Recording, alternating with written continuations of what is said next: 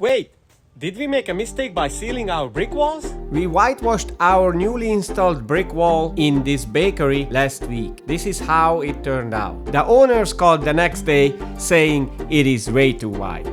The whitewash had dried to a much whiter color than they wanted. I get it. It is hard to judge how much it will cover when the whitewash is wet. So we drove back and created a custom look within an hour. How did we darken the whitewash that has already dried, you might ask? We have rolled a thin coat of paver sealant on the top of the whitewashed brick walls. We poured sealant, about half and half ratio to the sealant. We wanted to dilute the sealant because we didn't want to have a thick shine on our bricks. It surely deepened the colors of the whitewash without the unnatural sealed look.